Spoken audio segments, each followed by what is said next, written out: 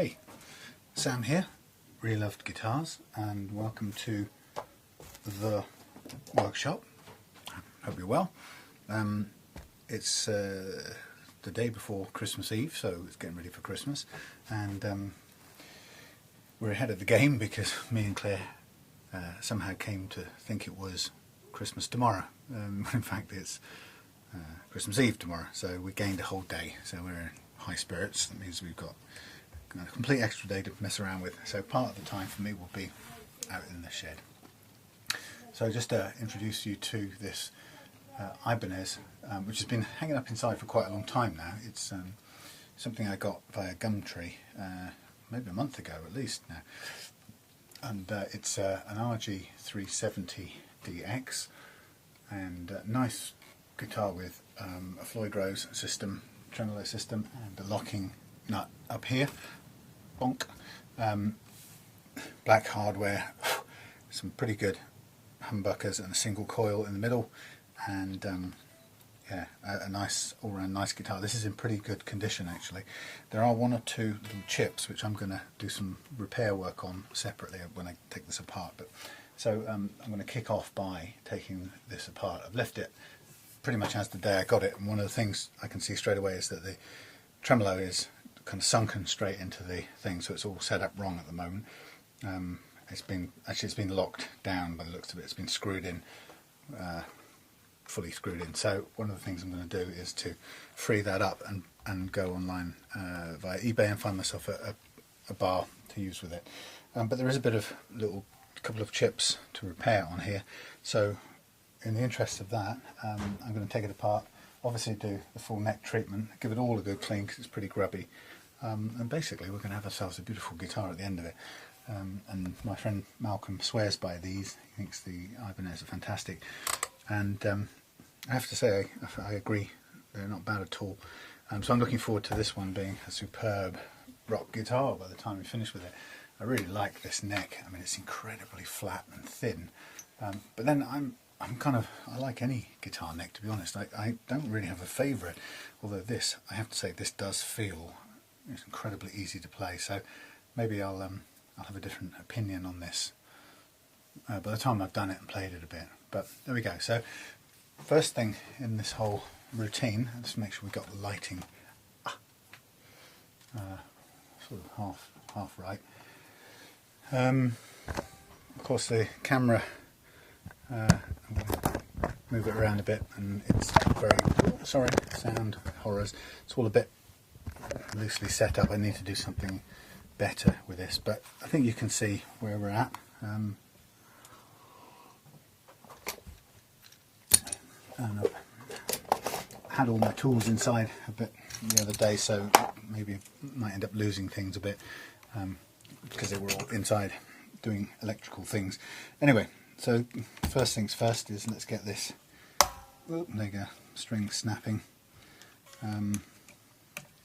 Let's get the locking nuts undone, and let's get the strings off and the neck off, and then be in a position to give it all a clean to get things underway. And what I'll do is get myself a pot for all the component parts.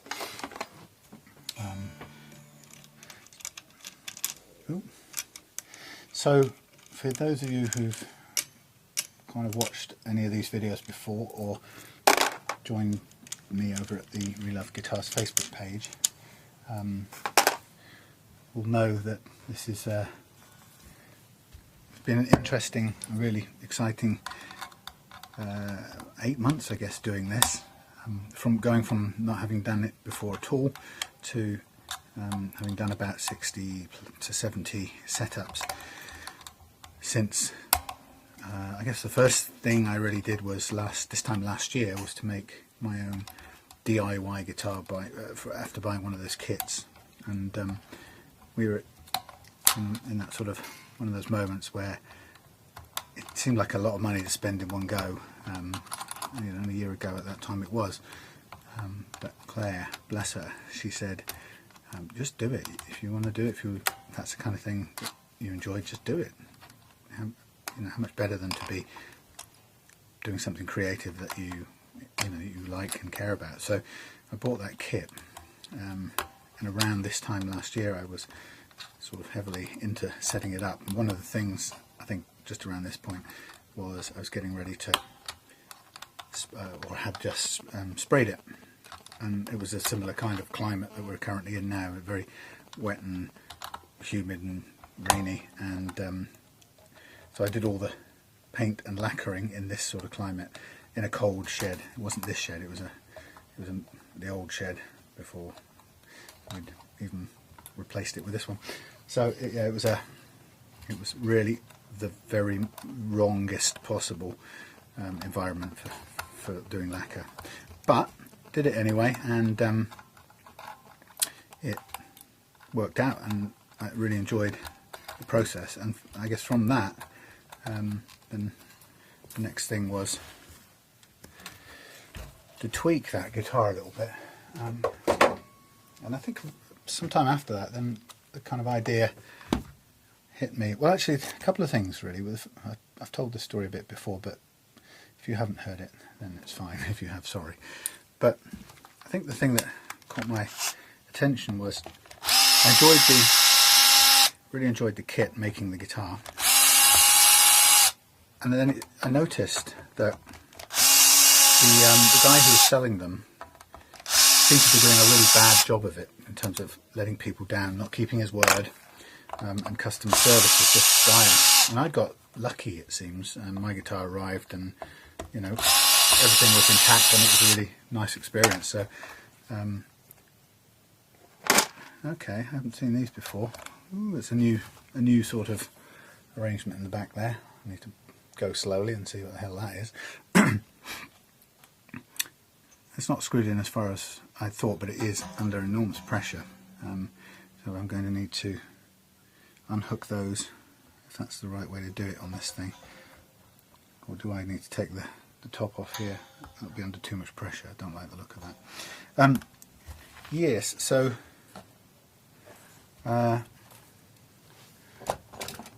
basically, I noticed how badly this guy seemed to be doing his customer service, and it just interested me, and I thought to myself, well, you know, surely I could do better than this. I mean, surely anyone could do better than this. I mean, he was just letting people down left, right and centre. It just seemed really unnecessary to be so crap at it. Now, I sort of realised that behind the scenes there are obviously loads of other things you've got to think about, you know, which I wasn't seeing naturally. But even still, I thought, well, okay, you know, surely you could do better than this. And for a minute I thought about the idea of you know, kind of trying to do the same thing, because it was something I'd enjoyed doing. I, you know, really liked the experience of building my own kit guitar, and you know, what could be so bad about, you know, maybe putting a few kits together and selling them. But then, you know, after a while I think I realised that the margins on that would just be really, really tiny, and you know, it's, if you're kind of just buying and selling things, maybe there's a bit of skill in sourcing the right materials and so on, but it just seemed to me a bit of a hiding to nothing, just playing. There's nothing worse than trying to get into a cost game, you know, where you're competing against people who've maybe got much more, better access to suppliers than you. I'm just watching this very carefully to see how things go in here. I'm trying to work out why there's that little plastic thing. Why does it protect those? I don't know. Anyway, I'll find out more about this in a minute. Yeah, so it struck me as maybe not really right for me. I hate the idea of just finding myself in any kind of business where it's just about price. I really, it's not my interest. Anyway, so I didn't think about that, but then I had started to kind of learn a few of the basic things about setting the guitar up, which I learned through doing the DIY SG. And around that time then I started to think, well, actually, why not buy a couple of guitars, cheap average strats, and see, first of all, if my kind of theory was right, that actually it would be possible to do them up better than they currently are, and then sell them on and maybe make a profit. Well, actually the first thought was, you know, could I just buy a couple of guitars the same and see how little you'd need to change between the way you marketed it or set it up or added value to sell them. So I bought a couple, I don't know, for about 35 quid each or something like that, and when I got them, the thing that struck me straight away is that it didn't interest me to just clean them and put them back out with a 10 quid markup, because that was again back into the sort of price only game. And knowing what I already kind of knew about, or the few things I knew about the setup and the value of a good setup, it was inevitable, I suppose, that I would actually just not only clean those things up, but then do a good setup on them as well, which is what I did. And in doing so, I learned a bit more about what would make them play really well. And both of those guitars ended up being great players, but they were also absolute pigs to get right, particularly the second one. It was just a basic Squire strat, and the nut was all over the place, but I'd got the main bits of the setup all perfectly good. The frets were level, the bridge action was right, it all sounded nice and open tuning, but when you played chords down here, it just wasn't right, and it drove me mad for a couple of weeks. And then I remembered what I'd learned about the nut, the problem with nut string height over the first fret. I remember what I'd learned from the Taylor Baby that I had with a problem on the nut, and so what I did was I kind of taught myself whatever I needed to know to correct that problem, and that guitar just, as soon as I did it, played beautifully. And now to do those initial slot depths, cutting the slots to a different depth on the nut, I had to wait and get a sort of a cheap alternative to the nut files, which kind of worked, but it was hard work. Anyway, but it proved the point, and so then I bought some more and just carried on, and learned and refined what worked best as we went. Okay, there's more of that story, but I'll save you from that. Just a thought: when you're coming to take the neck off, I don't know what that was. Coming to take the neck off your guitar. My little trick for knowing what the torque setting should be is quite simple, which is the way I like it. Ooh, nice wires. Yeah, it's very simple. What I do is get the right screwdriver bit, make sure it is the right bit or very close to the right bit. You want it to sit in there with a really firm, positive grip. You can get away with it being just slightly off, but you've got to be conscious that it must not slip, whatever you do. Then I start my set it to undo, and then set your torque on your power drill to 1, and you can hear it all spin. Set it to 2, spin 3, 4, 5, and it starts to turn on 5. So what I know is that 5 is pretty much the right setting for this guitar, or for these neck bolts. So if I'm going to do it up again, I might as well do it up on 5, maybe, and then with a bit of a turn by hand after that.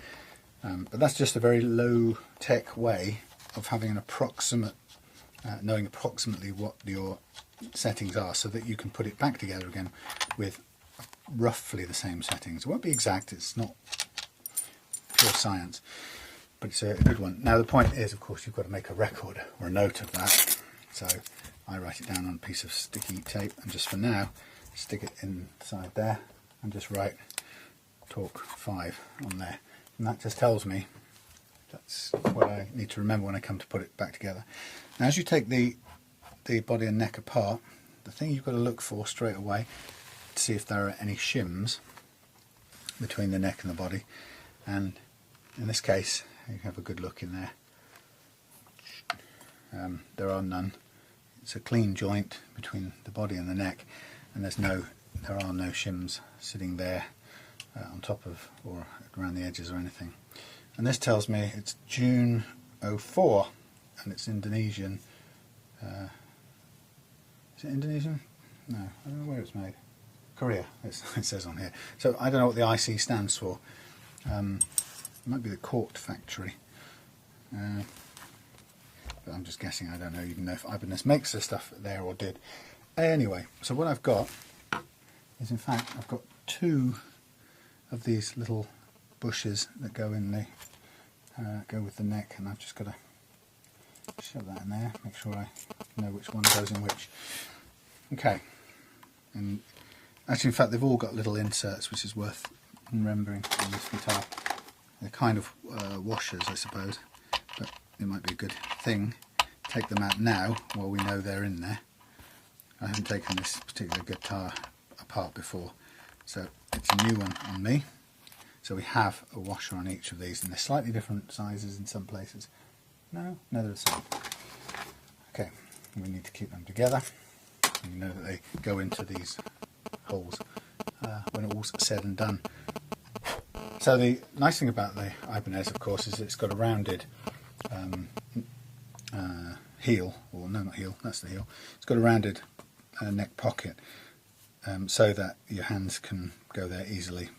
Almost no other guitars do. Well, not true. Most of the ones we know, the big names don't. So the Ibanez scores well on that playability. It's little things like that that make a heck of a difference. Now I'm taking the strap buttons off,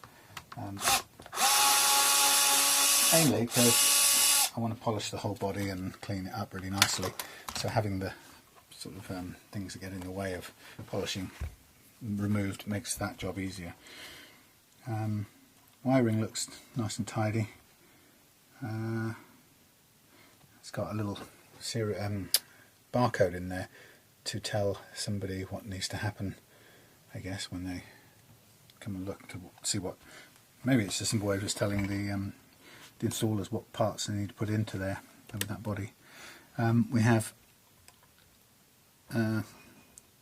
knobs here, which I don't see what means they're fixed, to be honest, but there's no reason to take them apart. I did test this guitar and it works okay. Just crank that up a little bit.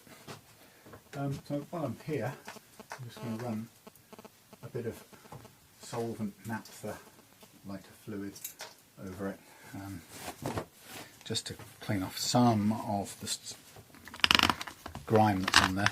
But and it's not critical. We'll do more cleaning up later when we polish it up. But I like to do this because it's one way. It gets rid of some of the main sort of bulk of grime, but it also helps you to have a good look at what you've got and see if there are any other problems that are hidden underneath the layers of dirt, which so far doesn't look like it. But as I say, it does have a couple of lacquer chips, fairly big chips, which need probably filling, and I don't have any information to hand just yet. Haven't gone looking, but I will make an initial assumption that this is a polyurethane finish. There's no, I haven't heard anything about Ibanez that tells me it would be anything else. Certainly not of this era. Which means, which is good anyway, because we've got both kinds of lacquer, and I have black in both, so they're both easy to use. I think the polyurethane one, or the waterborne lacquer, is a little bit thinner to apply, so it takes longer to build up, but you can apply it with a brush very easily. So I'm just going to give the basics of the neck a quick wipe over as well. Again, we'll do a bit more careful cleaning later, including behind there, which means I need to get this string retainer off. Just remembering where it's positioned. It's not all the way out and it's not all the way in, which is about Nice way of saying average. Again, just get in there. We will need to get access to the truss rod, so we'll take that off as well, the cover.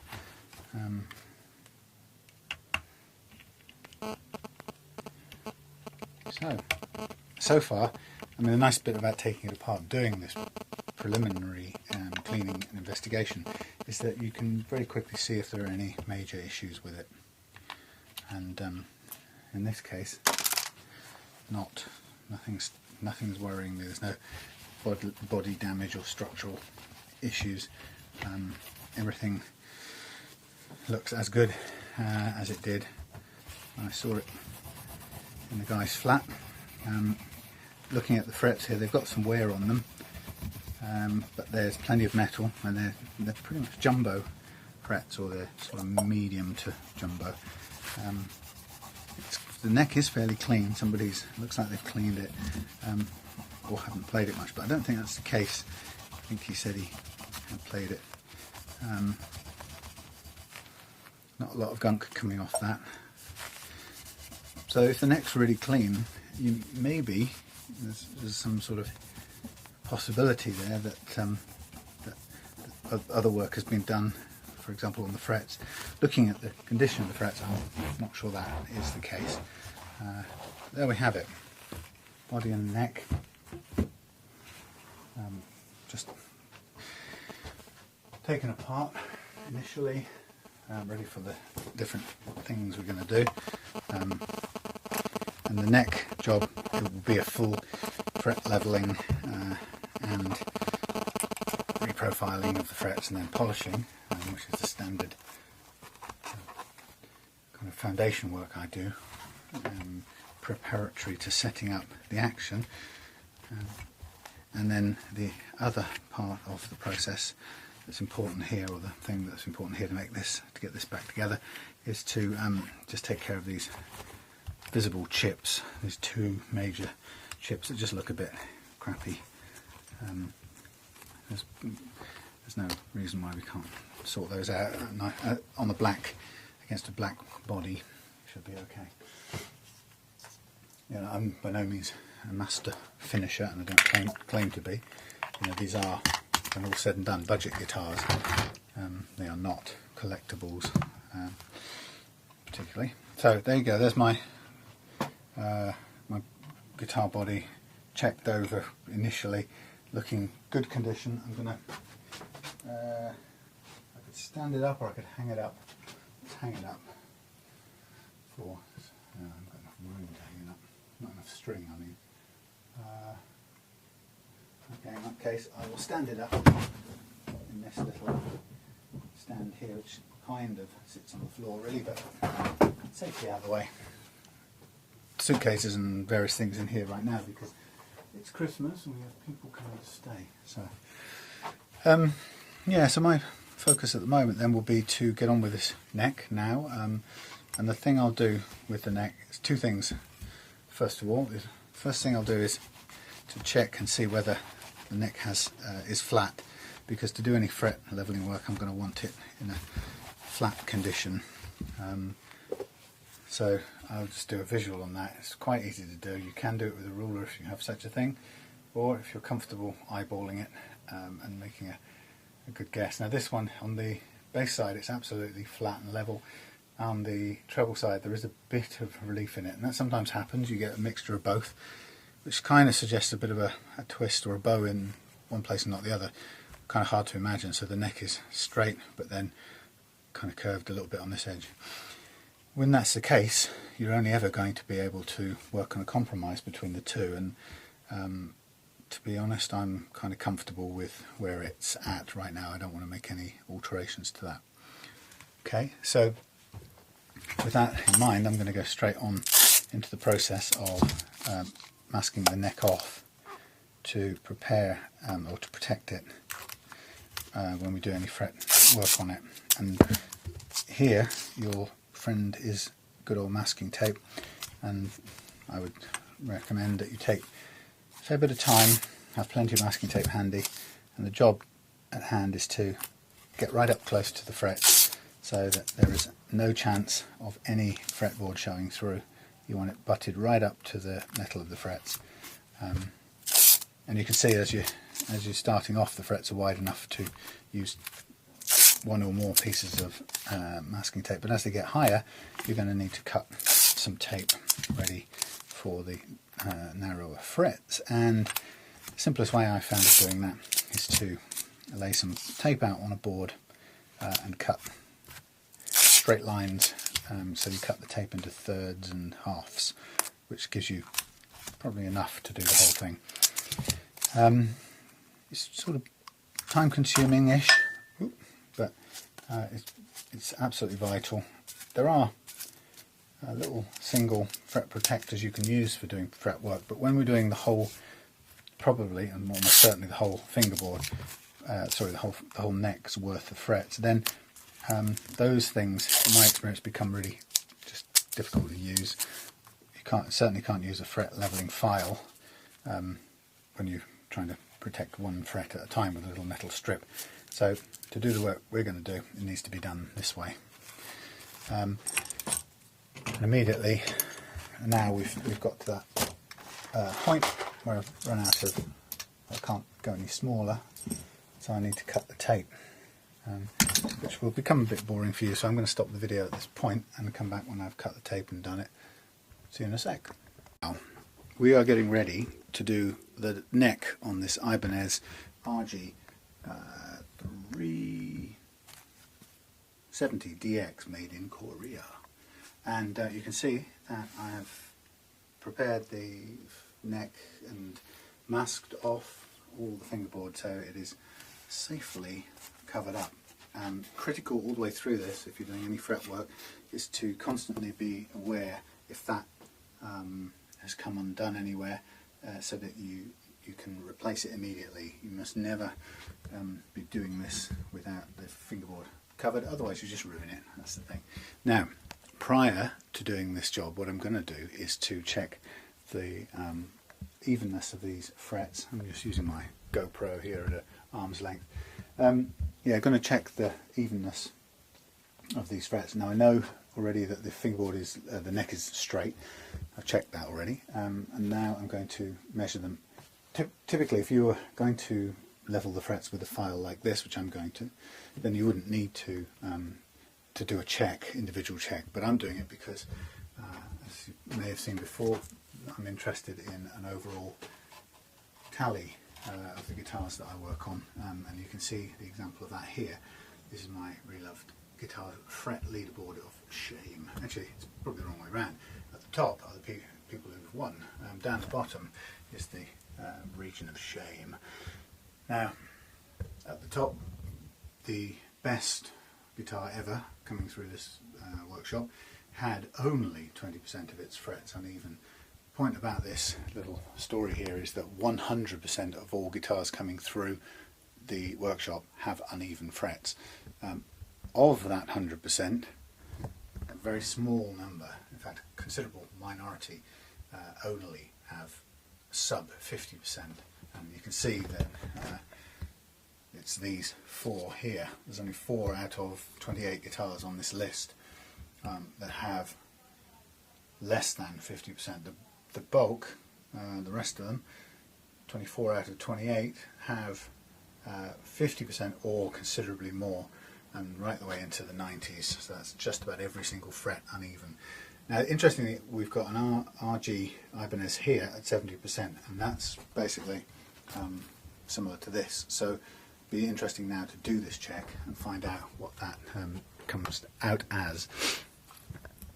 Okay, so what I'm going to do is just use this. I'm going to get a pencil out as well. Cool, this is a great pencil. And I'm going to use a fret rocker to check to see how even these frets are or how level they are. Now this is, as I've said loads of times before, it also does something else here that we don't often think about, and that is it lets me, by moving the fret rocker, I can actually feel the damage on the fret surfaces as well, so that just helps me know what the condition of the frets are. But by and large what I'm doing is trying to place 3 frets at a time underneath one of these edges, whichever is the most appropriate, and then try to rock it backwards and forwards over the middle fret. And if I get a rocking motion or a clicking sound like that, that tells me that relative to the frets on either side, this one is in certain places high. Now, empirically, it doesn't mean it's high, it just means that relative to the ones either side, it appears high. So it could be that there's a low fret here making this one appear high.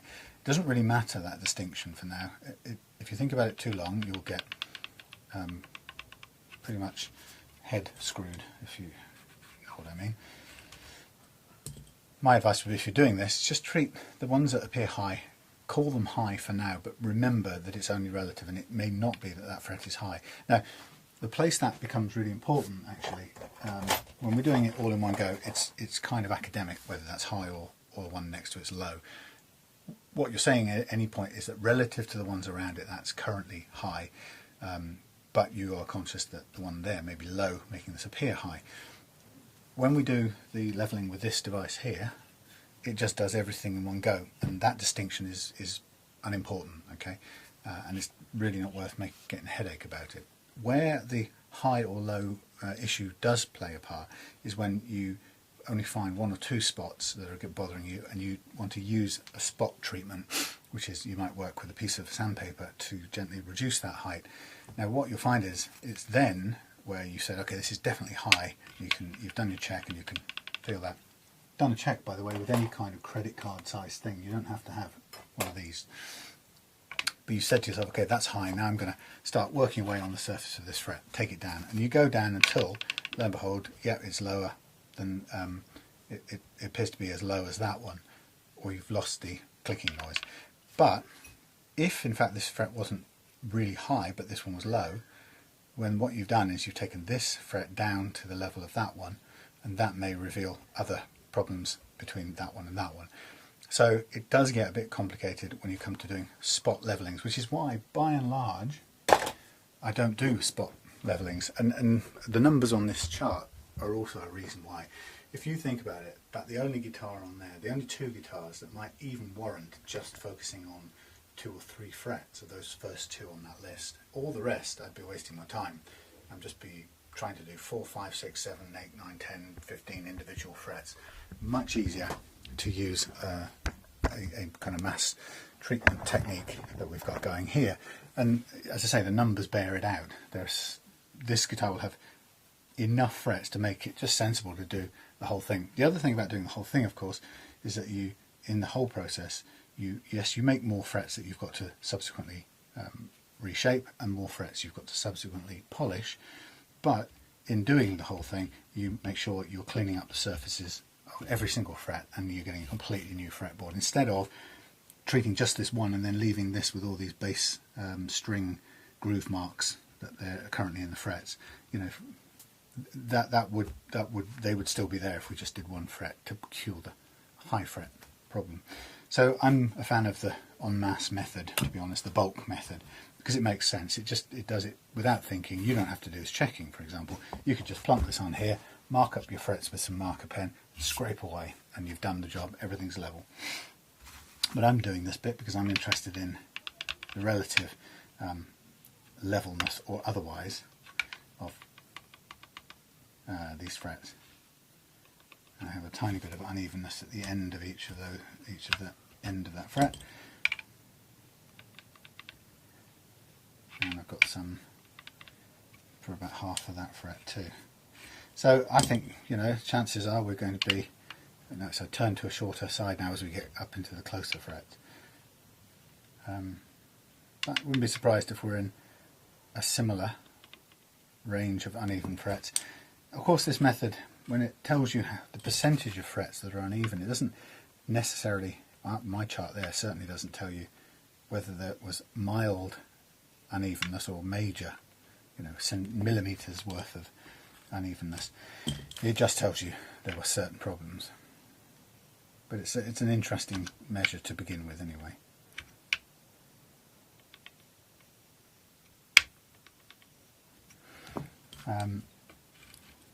You know, and I can't, and people who've heard these videos before will get sick of hearing this, but it still never fails to surprise me that every single guitar has uneven frets. And then when I think it through, of course there's nothing surprising at all about it when you think of, oh, that's a really high one.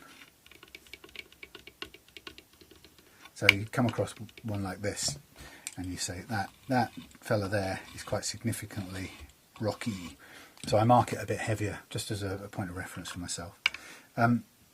Yeah, so when you think about it, it isn't at all surprising. There's a bit of dent in that one. Not at all surprising. Really all you have to do is stop and think about the mechanics of making frets and fitting them to a guitar. You know, they're not made by some laser controlled device. You know, this is a piece of rosewood that has some slots cut with a very fine saw at a very finite positions. That would be computer controlled, I'm sure. But then once you've got those slots, you've got some bits of wire that are pre-bent, so they have a bit of a bend in them to correspond to the radius of the neck that you're putting them into, cut to length, and then you press those in and glue them in place. And how do you press them in? Do you press them in with a computer control? No, you get a grippy thing, or I don't know, some sort of clamp or something. It's not going to be computer controlled rocket science. So you bung a pile of these frets into place and they're going to be microscopically different. I have a particular viewpoint on the arguments that say, hey look, when you find a high fret, why don't you just bang it in with a hammer? And people do, and then lo and behold, it doesn't rock anymore. That's fine, but how many hundredths of a millimetre did you hit it in with a hammer? Do you know? You don't. You know, have you cured it, or have you revealed another fret that's uneven relative to that one? You don't know. So many reasons why I'm not a fan of hitting frets, not least also because wood is a springy material, and if you bang a piece of metal into a slot that's already cut in the wood, my view is that it's just going to go bounce in and bounce out. It'll also break any glue seal, probably. So everything about hitting it with a hammer just doesn't appeal to me. It feels to me it's more likely to set it up to fall out later. But that's just me. So if I'm not going to hit it in and try and squeeze it in, since it's already glued perfectly well into place, then the only other alternative left is to accept that it is what it is and then just level it from above. And that is a destructive process because you have to take away material. But if you're careful and you take away the right amount of material and you don't take more than you need, then there's every reason why, and 70 guitars down the line, it's proven every time, that you can get a really, really accurate level set of frets this way. And to me, it gives no problems at all, whereas I would hate to be banging these things with hammers. Anyway, let's carry on doing the checking. So I'm going to switch now to, oh, that's bloody, no, that wasn't, that was not lined up properly.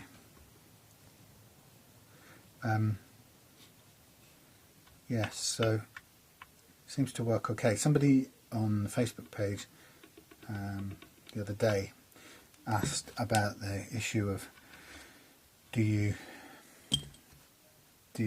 level frets, can you level frets with the amount of relief in the neck that you would have when it's under pressure from the strings and when it's in playing mode, because one of the things that a lot of people always talk about, luthiers, is everything has to be done in the correct playing mode. Don't you know, if you do something flat on its back in the workshop, it's totally artificial.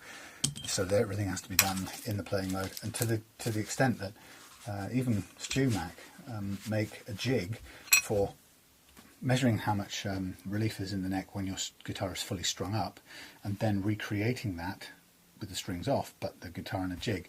The idea of, I'm trying to think of a way of demonstrating this. I haven't got a really good way. Maybe this might help. The idea of putting, imagine this is the relief of the neck. It's exaggerated, right? But this neck with a curve in it that the jig has put back in. And the idea that you're going to run a straight file down this, I mean, it's extremely exaggerated, but in principle, the idea I'm going to run a file down that curve worries me.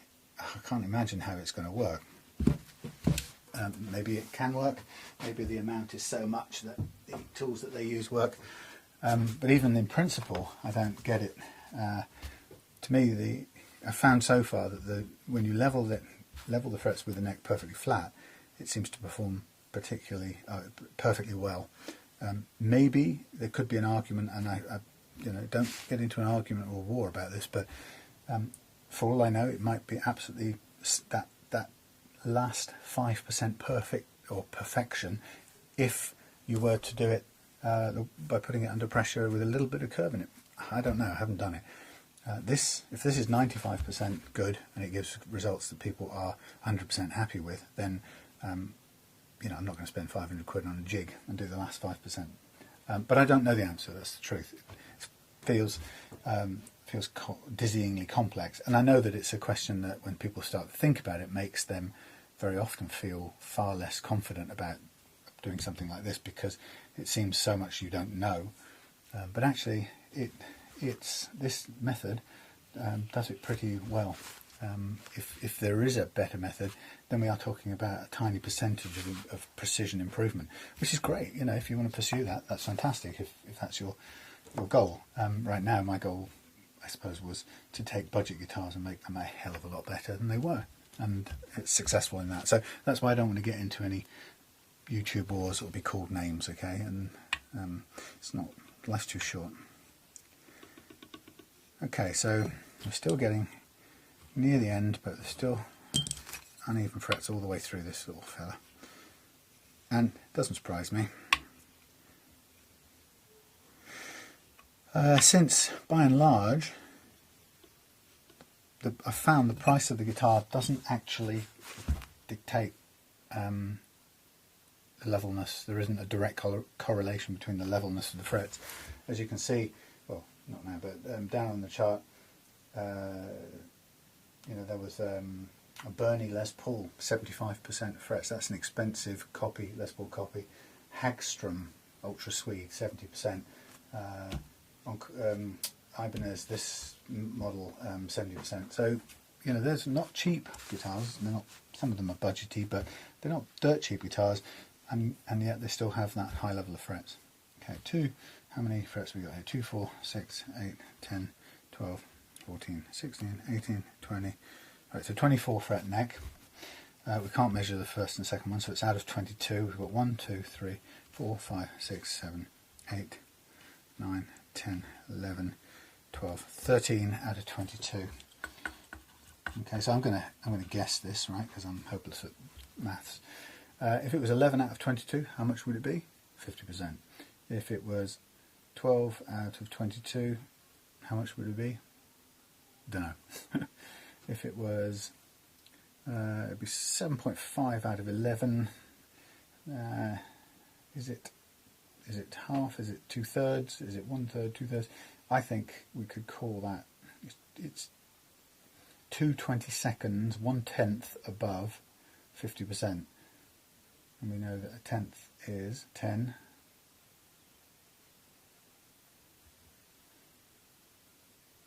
So I think that somebody's going to correct me, but I'm going to call that 60%. What would 60% of 22 equal? 50, it's 2 out of 2 22nds, 1/11 more than 50%, and what a tenth is 10%. 11th, so it's about 58. Let's just be, there you go, 58 will do me. So there we have another guitar to list on our leaderboard. Actually, it's a fair bit better than Malcolm's RG, despite there being still quite a fair number to report on. So even between two of the same brand, virtually not exactly the same model, but in fact Malcolm's was a more expensive model, I think, than this one. But you can see then that we've got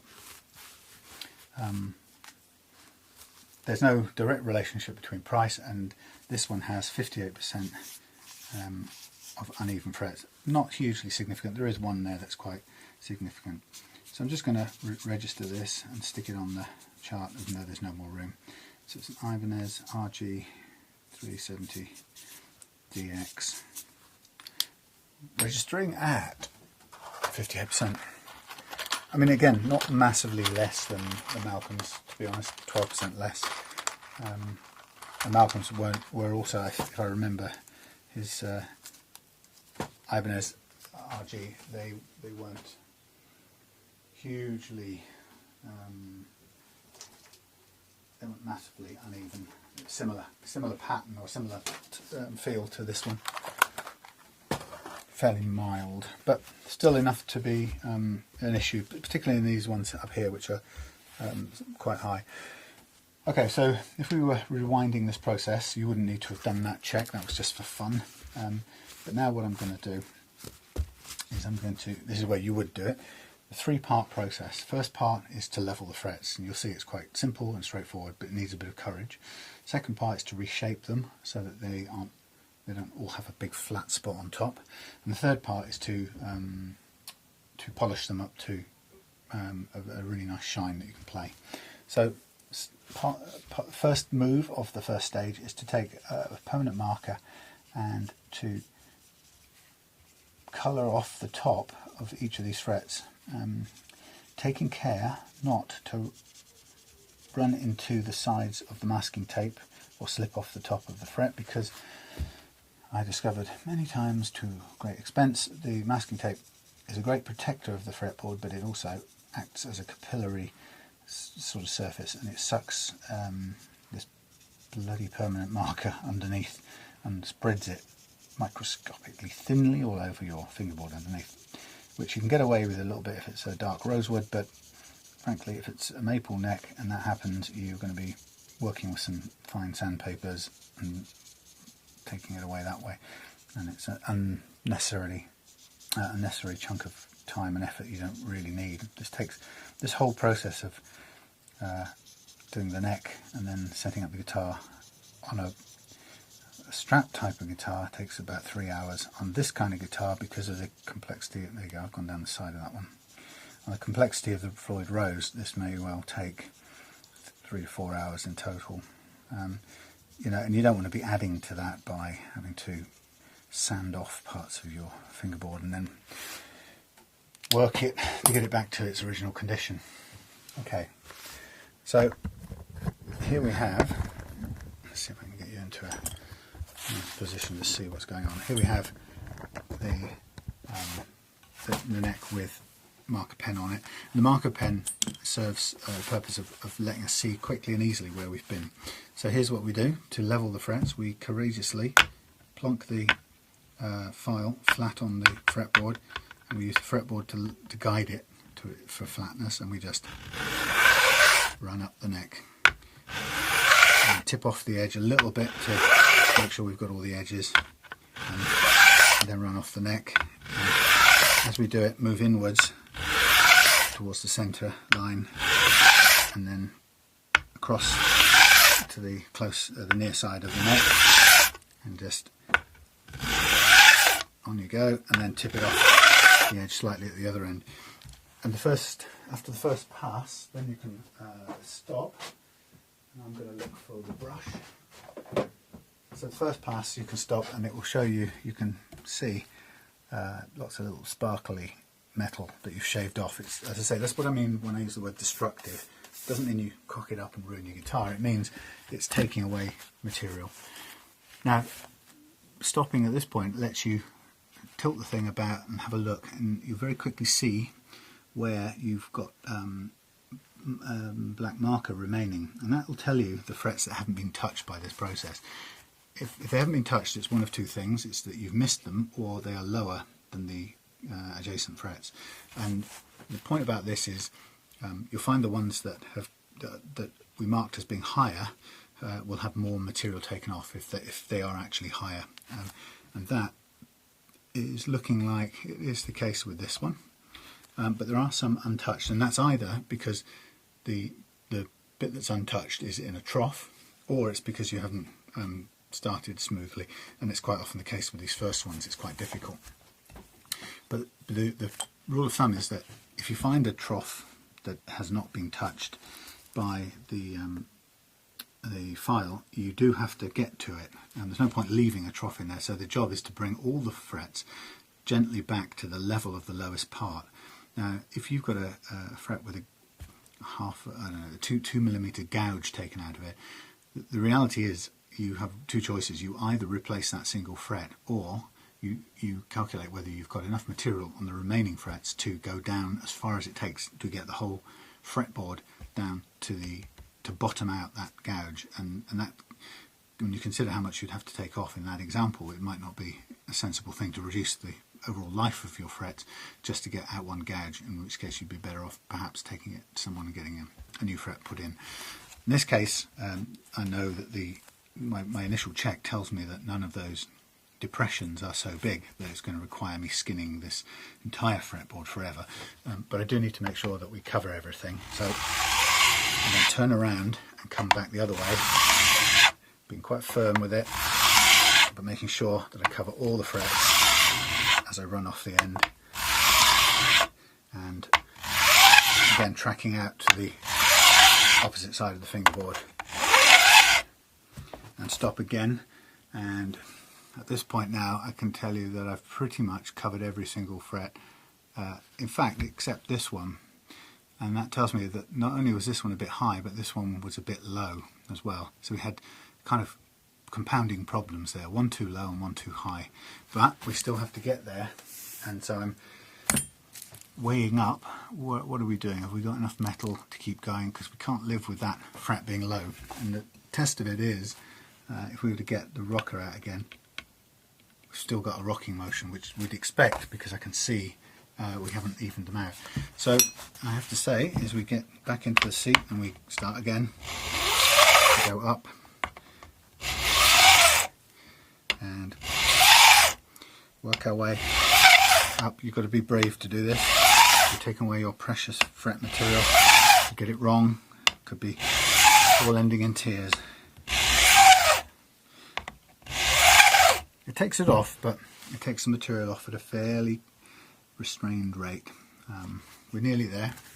I can see that the amount of untouched fret is still there, and it will still result in a little bit of rocking, and I absolutely want to get down to that. Now, looking sideways on it, a quick reality check, as I have loads of metal on this, and I'm going to keep going until I've reached that fret, which is, I'll just mark it so you can see it on the camera. That fret is there, or that spot is right there, okay, and it is a low spot causing this one to appear high, and I will keep going until I get it under control.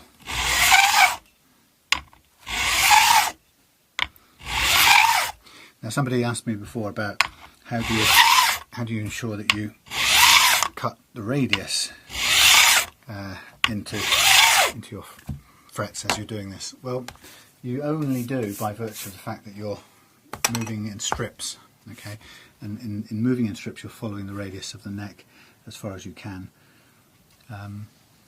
It's not utterly precise, but it's a reasonable approximation. Now, one more check, and we are, it's a tiny smidgen.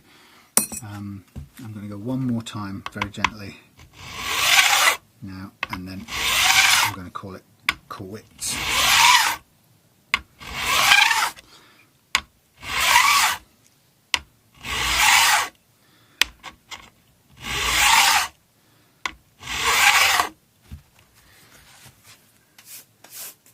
It may feel nerve-wracking to do that.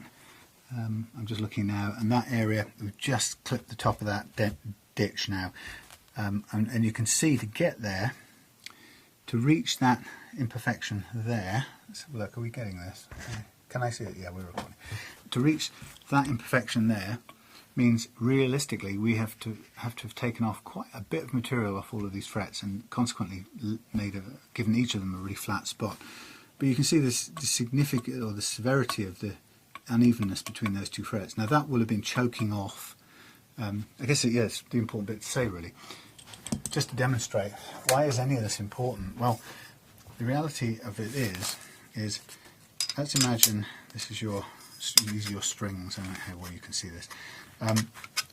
Now the guitarist wants usually as low an action, workable action as possible, and if you've got a string sticking up horrendously, let's make this a horrendously sticking up fret, right, then what you have to do is you go, oh no, it's buzzing, can't do it, and you raise the action to there, and that allows you then to play, and the action is dictated by your highest fret, or the in some ways your lowest fret, but your relatively highest fret, and that's what happens with all guitars. They get kind of limited. The action is always limited to the worst fret imperfection. Now what we do by taking leveling the frets this way, even though it seems quite extreme, is that by leveling them, then we give ourselves back a full range of action possibilities. So we free it up from, instead of being set up there, we now come down to whatever we want to set it at. And actually, sometimes I find myself even stepping back from, I don't know, something as low as 3/4 of a millimetre, thinking it's playable, but it's just too low. And it usually settles for me at about 1.3 to 1.5 millimetres is a really nice action, and particularly on a neck like this would be great. We wouldn't be able to do that if we hadn't done this thing. That fret there, even though it's not actually that much higher than any of these others, it's relative to this low one. That fret would have always been a problem when you hit this point here, and the only way you could avoid that fret being a problem when you're fretting around here would be to raise the action. So what you're doing any of this for is to freshen up the surface of your frets, because of course that's what you're doing in one sense, but the other part of it is you're doing it to give yourself the possibility of having a really low fast action on your guitar that plays really well. Okay, so we've done step one. Took some courage to keep on going. You'll do it, if you do it yourself, you'll learn by trial and error whether you've got enough fret metal to do. So next stage, stage two, to get on with the reprofiling, because at the moment you may well be able to see we've got frets that are no longer nice and smooth the way they were, looked across this way. They're now got curved edges and a big flat top with loads of grotty file marks, which would be impossible, not only impossible to play, the strings would hate that, but also being this flat, the flat spot moves the intonation point of the effectively the length between the bridge and this fret now moves a millimetre, in this case probably about nearly a millimetre forward, which messes up your intonation. So to retrieve that, we've got to re-round it off so that the intonation point moves back to the dead centre of the fret, and it's also smooth and can be polished. So this part of the process, then we go over, it's kind of easier now because you've got a big flat platform to draw on, but go over with your marker pen. And the marker pen this time, I think you'll agree, having seen that last bit, that there's no way you could really do this without the marker pen. Well, it's much harder without. But on this stage of the process, the marker pen serves a different function. I mean, it's the same, but it works differently, sorry. And on this stage, we use the marker pen to tell us when we need to stop using the next tool, the fret reprofiling tool, or the fret crowning tool. And because the point about this is we want to reshape the frets so that we take away the flat spot, but we don't want to do it at the expense of our newly levelled set of frets, because relative to each other these are all beautifully level. If we now go and take another tool, the fret crowning tool, and we use this and then reintroduce unevenness, then we'll have defeated the object of this. So the purpose of the marker pen in this case is when we use this tool, it's concave. Will I use the jumbo side? I think I'll use the medium side actually. Let's have a feel. Try it on one and see. Yeah, I'm going to use the medium on this. Yeah, so the purpose of the marker pen on this one, you won't be able to see it at this zoom, but it allows me to work away at the sticking out edges of this flat spot and wear them away, and I'm basically wearing them away until I stop with a tiny thin line of black marker along the top. And if I do every fret and stop so that there's that little thin line of marker, it tells me that the top part of the fret is untouched on every fret, which means that relative levelness has been preserved. So that's what this file does. It allows me to kind of grind away at the shoulder of the fret that we've just created by using our fret leveling file. That put a big flat spot on the top of every fret. This fret allows me, because of its concavity, allows me to kind of wear away with its diamond coated stuff, wear away those shoulders, and I can see the little black line of marker pen, and it's really great because I can do it in a very controlled fashion. I can make it as thin as I could possibly make it, which is my aim, and then stop while there is still that marker pen on the top of the fret, and that tells me I have done everything possible to reshape the fret. I should take a photograph of that because it's quite a precise looking one.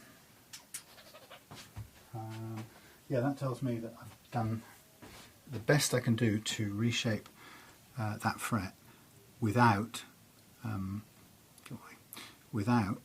reducing the height any more than I need to or I want to. And as I say, the simple logic is if I do that for all of these frets, then I'll end this part of the process in the knowledge that I've reshaped all of the frets but haven't introduced any more unevenness, and that will be success for stage 2 of this process. So I'm going to cut this because that's all I'm going to do for the next 20 minutes or so. I don't trust this thing to stop recording, so it's still going. Yo, back again.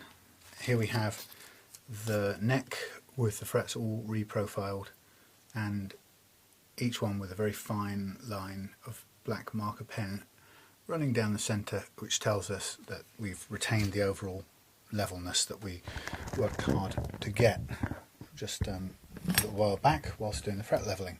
So next stage, part 3 in our process, is to polish these frets up now, and this stage requires a mixture of precision, attention to detail, and patience, really. I suppose discipline, there's another way of describing it. If you think about what we've done, is we have first of all scraped the top of all the frets with this file here, and that is extremely rough file. So we have the marks of that file on top of all these frets.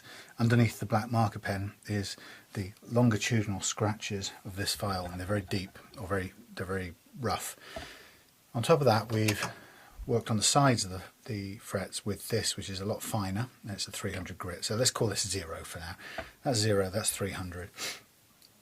And what we've got to do is we've got to use some paper to remove all of the scratches on these frets without either lowering the overall frets, or lowering it in the individual one to create an unevenness again.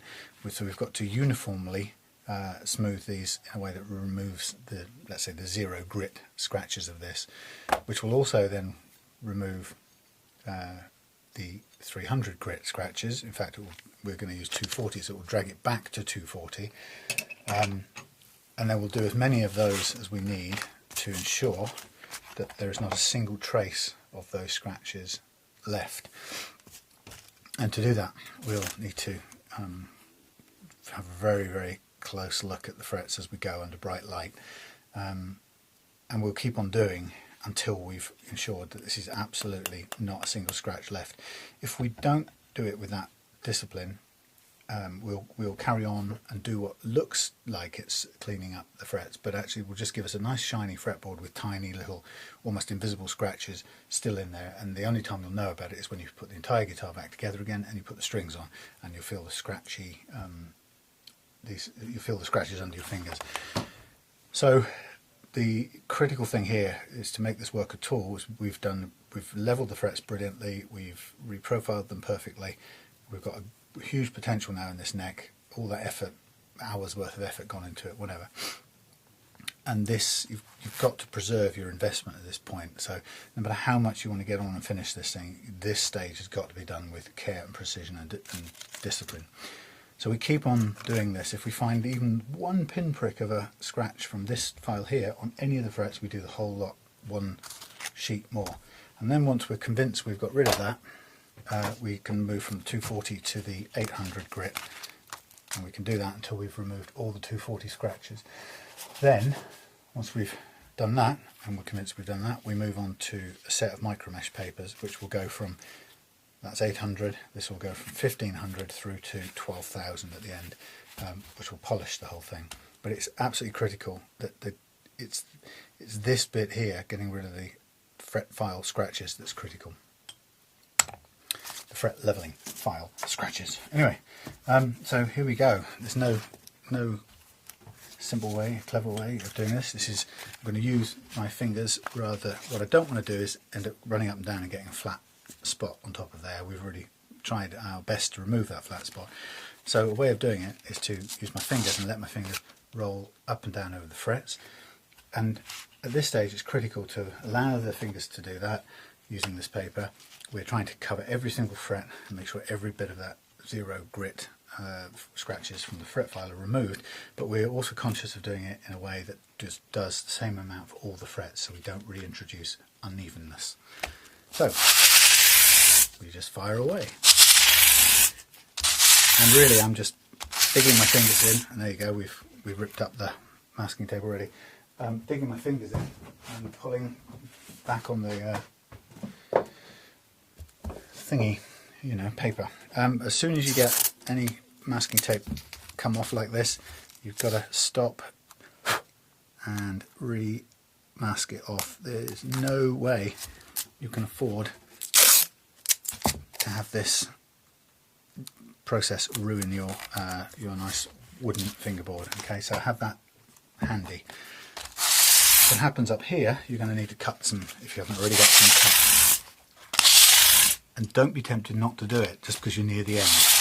Okay, you will pay for it in damage to your nice wooden fingerboard. So I've got a bit that's peeling off up here now because of the direction I'm going, and I'm going to need a strip that here's one I made earlier. See, I had a few left over from that process. Keep them handy because you will need them. In this case, I'm just going to chuck that right on top there and cover up that join again. So see, I keep stopping. Don't be tempted to just carry on.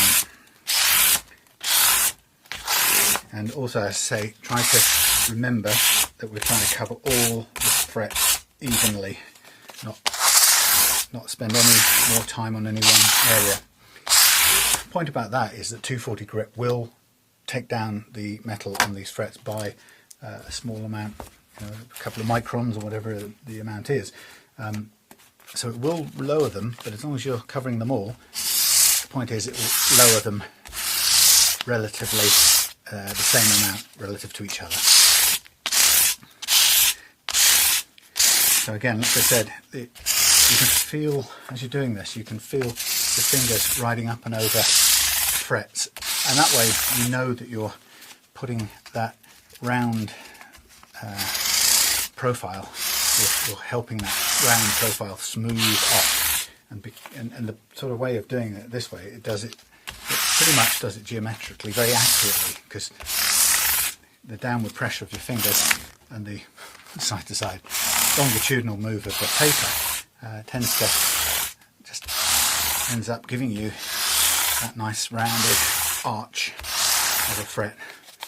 Now it doesn't take long doing this before you've run out of scratchiness in your paper. It's not too bad, but I would at that point give it a brush off down near the ground or outside or whatever, because it is a bit you don't want to be breathing it in. Switch to a new piece, and I'm using this block, by the way, to support the headstock, otherwise it's got a funny tilt in it, so that just helps me to keep it level. New piece, and just keep on going with the process, not too hard, just nice and thorough and all the way. right the way to the last fret. Often I find it's the first or the last couple of frets that end up still having the odd scratch in them. They hold the process back a little bit. If you're kind of disciplined and you go the whole way each time, you'll get it off. By the way, if you're worried about scratching this, you could also mask this off as well. You know, there's absolutely no reason at all to run the risk or take any risk at all. Just give it a good covering. Masking tape is cheap. I get mine from the market for £1.50, £1.10 a roll. It's a very, very small price to pay for protecting your fingerboard on a guitar that you're going to get pleasure out of for years. So you'd kick yourself if you didn't. For the price of £1.50, you ruined your fingerboard. Again, I'm going to turn this round in one go and come the other way. Now, after this piece of paper, I'm going to have a look through the magnifying glass under good lighting and see what we've got. And that's the bit that, no matter how silly it looks on video, that's the bit I've got to really be rigorous about. And no matter how much I'd like to get on and finish, it's really, this is where it counts that you don't go forward unless you're absolutely sure that you've got this, those original fret leveling file scratches removed. And time spent here is just priceless. It will reward you immensely in the final reckoning.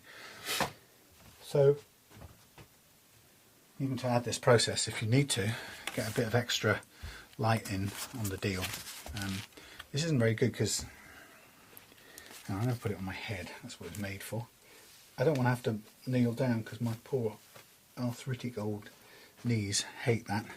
I'm also going to put on, am I going to put on my other glasses? No, I'm not, because they're in the house. So I won't. But okay, so I'm going to have a look up close and personal at each fret, every single fret. Not going to miss any one. Using my bought in Tavistock Market special old Science Lab magnifying glass. In fact, I don't know. It's a jeweler's magnifying glass, I expect, but it's nice and chunky. Little cast iron foot. It looks like, you know, the animation for Pixar with the little lamps that jump around. It has a sort of character and a personality. I like that about it. Anyway, concentrate on the job at hand. This is the most important part of the job, Sam, so don't mess it up. Actually, every stage is the most important part, but this one is particularly most important. Now, so far, so good. And what I can see here is it's really hard, apart from getting a magnifying glass shot, so you can see, but what I'm able to see on here is I can see a whole load of longitudinal scratches, which are made by the sandpaper that I've just used. And it just, the thing isn't, the frets aren't shiny exactly, but you can just see millions of little scratches running that way and that way. And in that, if I've still got scratches from the original fret leveling file, then what they'll show up as are, I guess they're like potholes interrupting that left to right fine scratches of the 240 paper. And sometimes they'll show up really easily. There's one, I've got one, in this whole neck I've got one, and I can see it just with the naked eye, but I can see it better. Where's it gone? Come back, damn you. Okay. That's one. I'm just going to mark it for my own edification. So it's one on the whole of this neck. There's just one. They show up like little,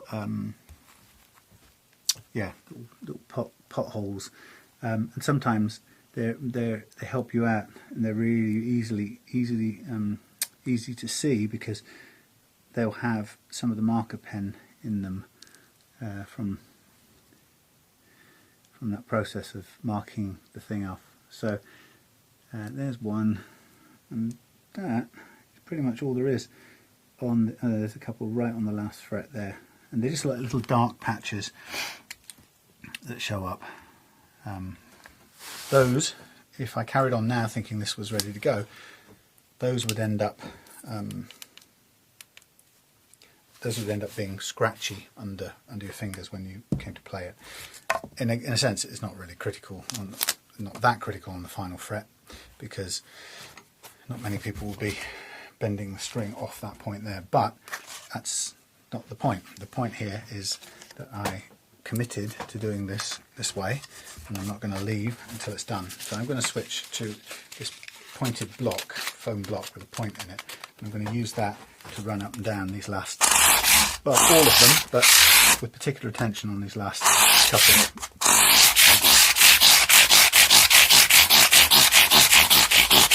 This allows me to press down quite hard into the space between the frets. It will also destroy the paper quicker.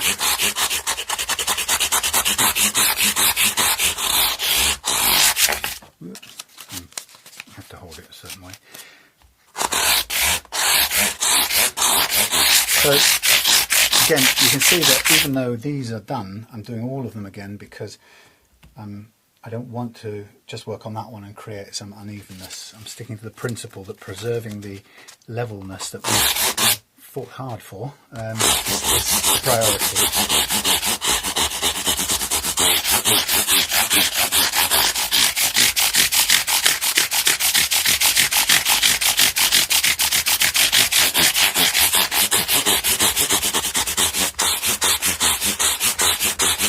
And while you're doing this, it's just worth being conscious of the fact that you've got this end bit masked off, because you can find yourself very quickly going through to the wood with sandpaper like this. So having that masked off, folded over the edge with a couple of layers of tape is very, very useful. Now I'm just going to have a quick, I'll find my lights on again. No, 1, 2, 3. Okay, so the one we had marked up is still in evidence, funnily enough, so it's not gone. That one there has gone. So these two on this last fret, there's two tiny little dimples. I'm going to work a bit harder with just my bare fingers so I can feel where I am. And it is right there on this end part of the neck. And as I said, very often those end frets are the ones that are really difficult to get to. Just because of where they are. If you started down here further away, it would be easy. But starting right on the edge, you've got to be putting the right pressure on immediately you touch the first fret, which is just difficult to do. So again, same principle. Pay attention to all of them. All of them will benefit from that extra bit of leveling, or the extra bit of scratch removal, getting one step closer to being easy to polish with the next grade paper.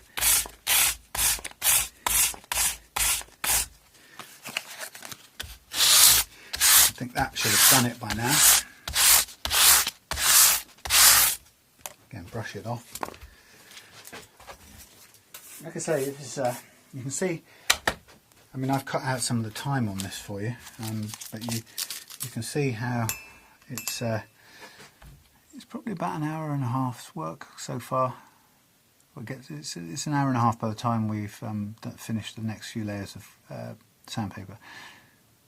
But it's quite a long time, and there's just no way of rushing it. Those are done. Okay, those marks are gone, and there's pretty much everything else looks okay. Yeah, I mean, even a pocket-sized microscopy thing would be good at this point. I wouldn't mind having one of those. We're still running?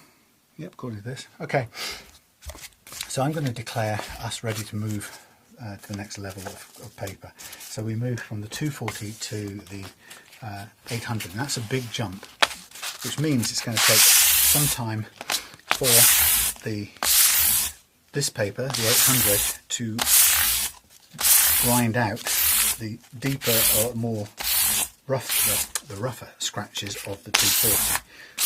So that's what we're doing. We're just progressively we're making finer and finer scratches on top of rougher scratches, and each layer, each stage will go finer and finer down to the micro mesh sequence, which is so fine by the end of it we don't feel like we're doing any sanding. It really just feels like we're polishing, which is basically what polishing is, isn't it? Think about it, just going progressively finer, but we're still abrading the surface. We're just making the scratches on that surface microscopically small. So again, if you're doing this part of the process, don't assume because we think so far we've got where we're trying to go that if you spot something now in a different light or from a different angle, and you can see suddenly there's a little scratchy line on there, then stop and go backwards, back to the 320 or 240 paper or whatever, the previous grade of paper. Don't be, the key here is don't be afraid or don't be in a hurry to go forward. If you see a pock mark on here, go back. And the only thing that will benefit will be the playing feel of your guitar at the end. And if you're selling it to somebody, it'll translate into that beautiful, flawless finish. A really great playing experience. And that playing experience comes right down to what you're doing at this stage now, and the willingness you have to stick with it and really smooth this out now. So that's one piece of paper, and I'm not going to do a visual on this now because we are at a size of scratch which is so small. I'm just going to do another 3 in total of these. You can't go wrong with this 800 now. You just need, this is where you really get the smoothness built into the frets, and you can start to speed up with the process as well. But also, concentrate on those end bits, bearing in mind not to rub away the paper, protecting the neck at the end. That won't help.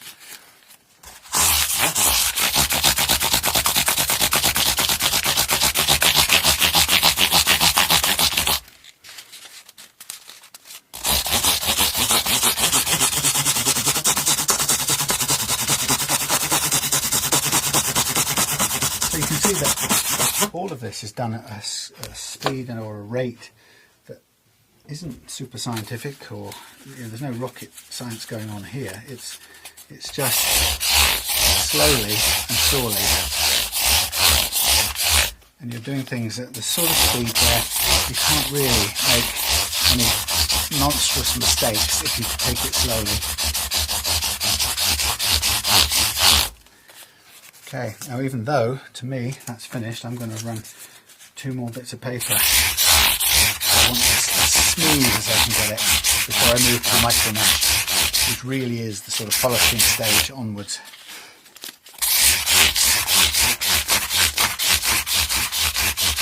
My experience is that you really, a couple extra pieces of 800 at this stage doesn't do any harm at all. It really does help the overall finish. But even though visually you might just want to move forward at this stage, it's just, this is like your little mark of quality. You're saying I care about the finish of this at the end so much that I'm going to run a few extra layers of 800 here, even though I can't see any more scratches that need taken out. I'm going to do this because I just know that it makes it better. So here's my last piece of 800.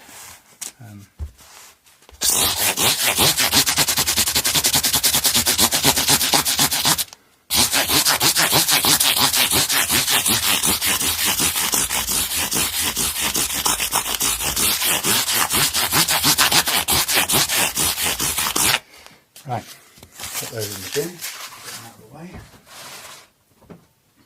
So now here's the fun bit in a way. I'm going to start with the micro mesh, and this is just now a rundown from 1500 to 12,000.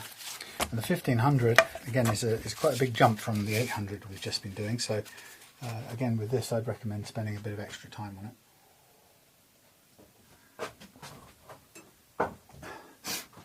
How are we doing for? Are we full yet? No, it won't be long before it fills up. Okay, so 1500.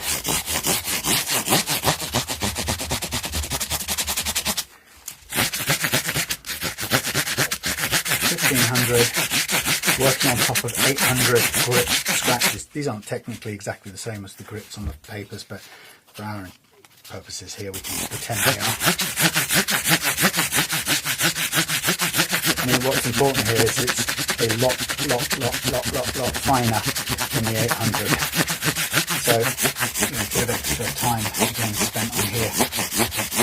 It is time well spent.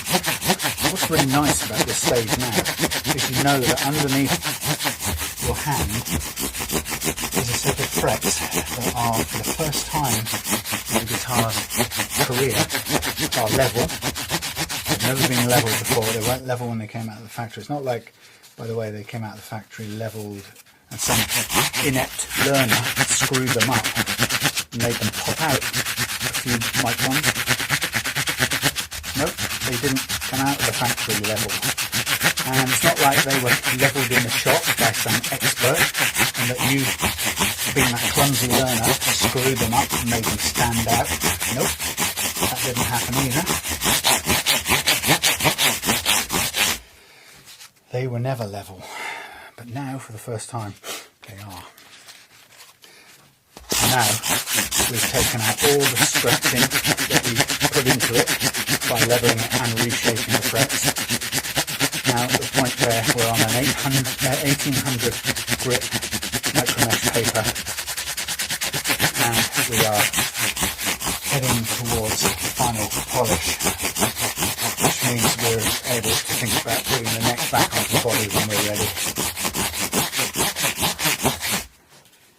Is that feeling of, on the home stretch, having made this basic, budget guitar. It's not a custom shop Fender or a Gibson or anything. It's your couple of £100 of Ibanez, or £300 of Ibanez. But we've made this neck into the neck it should have been. And it was put together in the factory.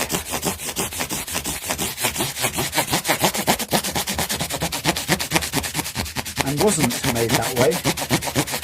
And I guess I have my own theories about that you can draw your own conclusions. I guess looking at the amount of work it's taken, that may be one of the easy conclusions to draw, is that somebody's got to do this work, and it's not that currently it isn't the factory and currently isn't the retail shop or the online retailer you buy it from.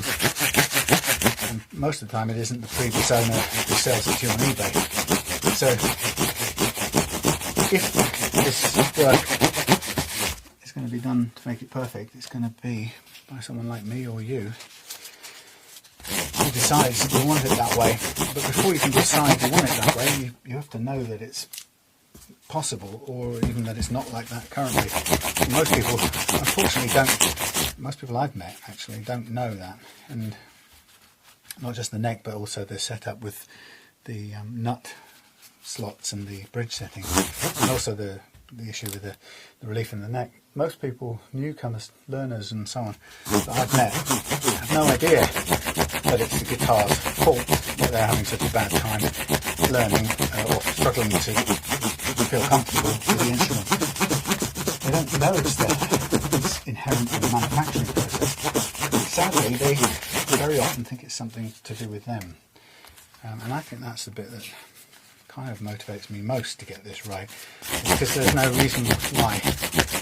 So part of this for me is about getting the guitar right, but it's also about, if I can, I hope that somebody watching this will recognise some of these struggles or some of the symptoms of a guitar that's set up really badly, and then suddenly kind of forgive themselves, if you like, finally, for all those years of thinking it was their ineptitude that was making this feel like it was impossible to tune, which was my experience of not being able to live with my Taylor Bailey, that little 300 quid guitar or whatever it was that at the time I would have told you that my only experience, I couldn't have told you what was wrong with it because I don't know. Remember, I'm not the manufacturer of guitars. All I can tell you is what it felt like, and what it felt like was I would have told you I could never get the damn thing in tune. Eventually, you just think it's got to be something wrong with you. It's your ear. You can't judge it right, or it's the way you're doing it, or there's something about the guitar that it will never be able to be in tune. But that isn't the case. If you take care of the nut, for example, as I did eventually on that one, suddenly, bingo, it's in tune all the time. It feels beautiful. You tune it up and then you play a chord and it still sounds like it's correctly intonated, i.e. in tune, wherever you're fretting it. So, the problem is that you don't know that when you're a newcomer, and you sort of think the manufacturers will have taken care of that for you. But what we are proving here is they don't. Anyway, we're on the final paper now. This is 1200 grit. I don't know if you can see from here, but these things are shining beautifully. And we're about to do the grand unveil. Lovely done neck. That's it, folks. I'm going to switch this extra light off because it's making my head boil. So there we have it. We have the done guitar, the done neck, all the frets nicely levelled, reprofiled and polished, and you can see already that's a lovely shiny set of frets, and they're all, there's no more marks in them. Everything is not only level, but all the abuse from years of playing has gone, and so they are better than new, and that's a great thing.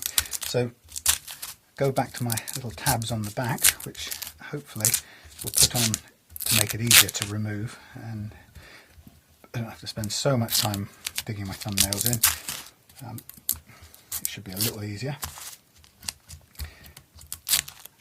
And then we'll give it a quick once over with lighter fluid, just to remove some of the dust. This is a very grimy process, doing fret leveling. As you can probably see, my hands get filthy, and so does the neck. So it's always good to give it a once over clean, and then we can park it and then switch our attention to the body and the. I've got a couple of things to do. First is the repairs, as I've mentioned, and the second one is to take this apart and give it a good clean, and just check it through and see that there's nothing actually wrong with it. Which, since I've not seen it in operation, I've only seen it kind of locked down in a non-used position. I'm just going to make sure that it will work okay. For me, there's no point having Floyd Rose and just locking it flat. Floyd Rose is meant to give you some sort of dive bombing fun. I mean, some people would argue that it's worth having just because it's one way of keeping your strings in tune. They are very, very good at holding tuning, but I think it's like half of the deal if you don't use it. Okay, so here we go. Look at all that dirt. Off it comes, and underneath lives our lovely protected fretboard, untrammeled by the grime, but sporting deliciously clean, re-shaped and shined frets ready to go. So now that, in what I haven't really, don't know any other luthiers or guitar techs personally, but this work you've seen done here is the work on the frets alone is about an hour and a half, and that's going full tilt, no breaks. Now that is what most guitar techs call fret dressing. I think it is. I mean, some people I've heard of just kind of polish the frets a bit and call it quits. For me, fret dressing has got to include, well, fret leveling. And for what I've just done there, I think most luthiers probably charge about 120, 140 pounds, and they do it as an option, so I've heard. Now, if you've seen my Facebook page or any of these videos, you'll see that I do it as a standard. It's not an option, and it's simply because the quality or the levelness or the evenness of the frets and the condition of the frets completely dictate what you can do in the setup. So in my experience, there's absolutely no point in attempting to do any setup work until you've leveled the frets out and taken care of any issues there. So for me, it is absolutely the fundamental part of the setup. So I don't do it separately and I don't charge it separately.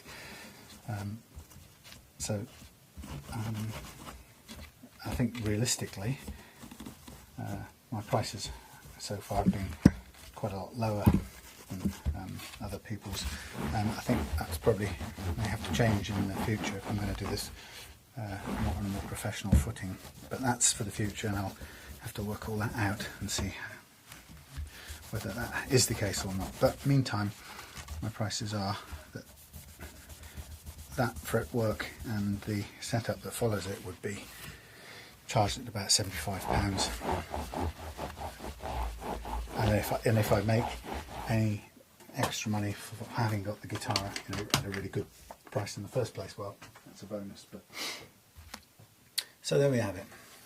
Beautiful neck, ready to go now with pristine frets, absolutely level, and yeah, just ready to. I'm going to hang that up now, and we'll pay attention to the body and the other components which need a good clean, amongst other things. So there you go. Stop the vid. Fret leveling, reprofiling, and polishing on a Ibanez RG370DX for you. Perfect. Good afternoon. It's Sam here in Reloved Guitars workshop, and it's been a long time since we've hung this up and coming back to this, and it's well overdue. This is a beautiful Ibanez guitar, and it really needs to be strung up and have the tremolo set. So I'm going to today just do the stringing part of it, and then I will go away and read up on a couple of little instruction hints and tips on how to where to set the tremolo if I need to. Otherwise, unless it's obvious, but these things are different for each guitar. So what I'm going to do now is just string it in order to bring that tremolo back up and get this whole thing under tension. Excuse me. So the first thing I'm going to do is point you at this. So here's the beastie, and I'm just going to find the right. Oh yes, well, that's interesting. Yeah. So this is what's interesting about this guitar. It has a different way of attaching the strings than I've seen before. Normally, on these Ibanez guitars, in my experience, the strings are cut and then clamped down. I think this one, when I destrung it, this one the strings went all the way through. Now I'm not sure that that's something you have to do, because the presence of those little pieces, little tuner bits.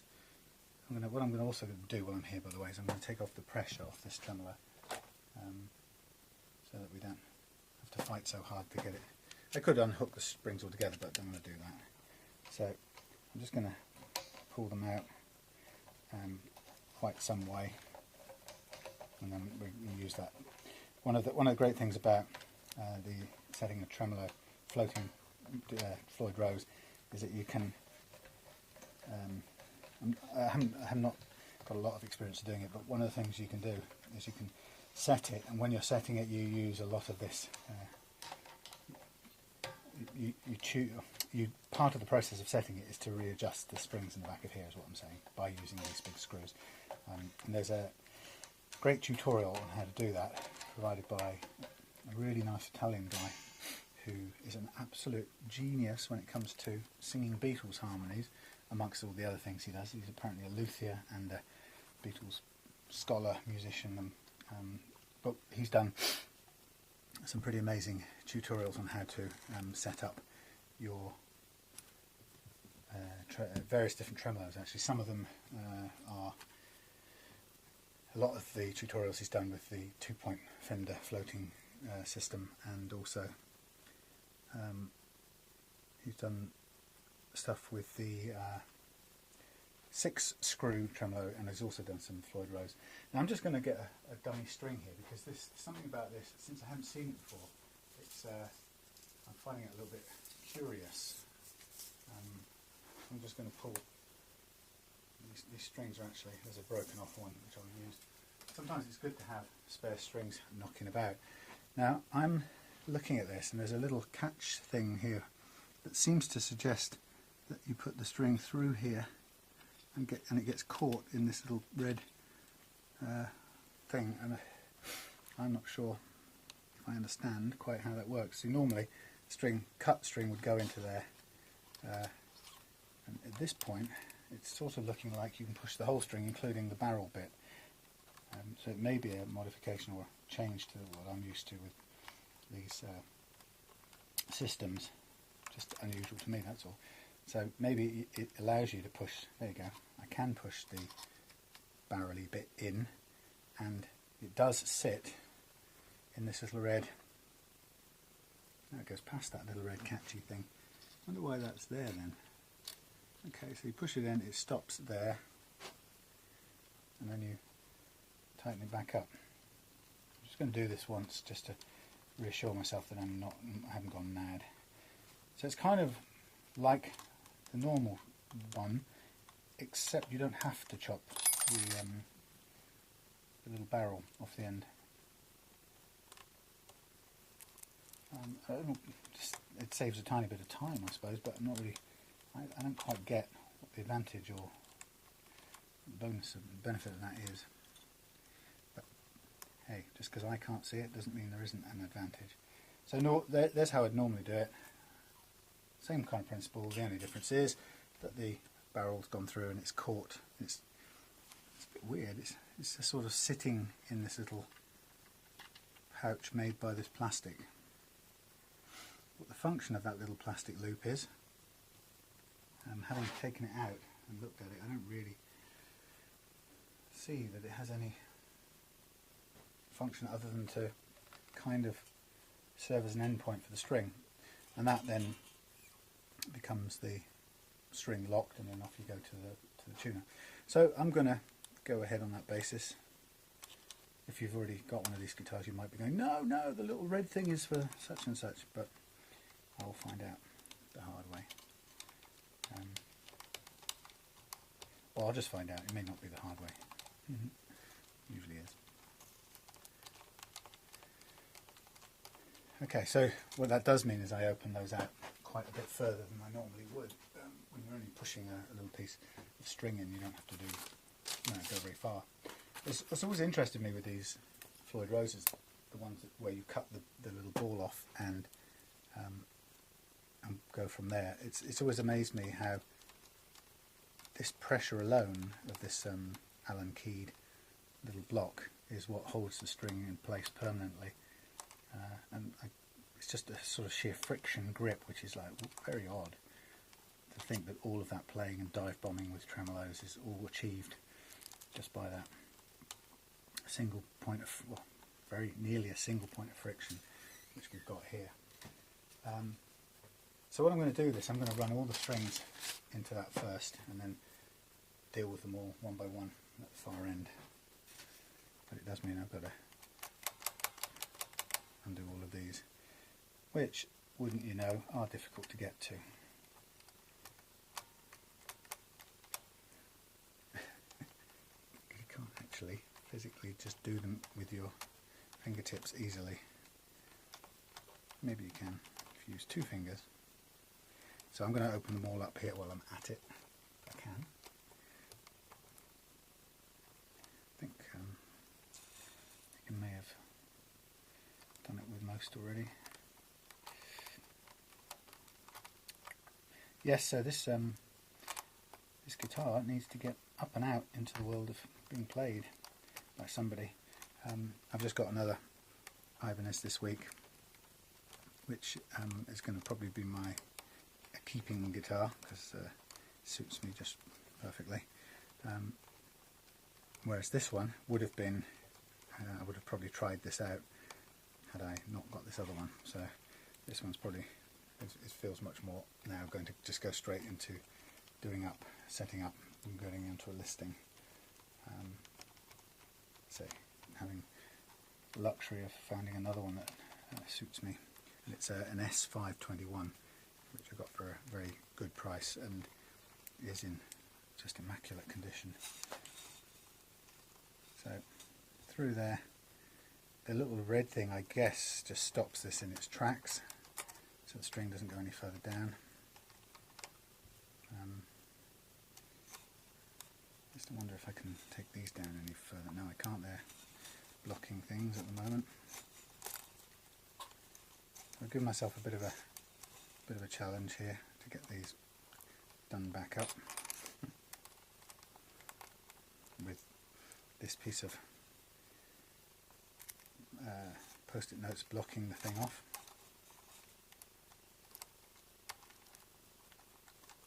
Oh, that's just annoying. There's no tool I have. This will do this easily.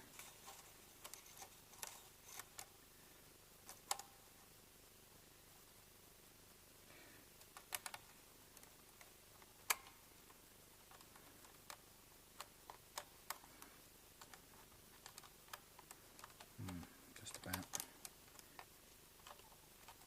think it's a two-fingered job, that.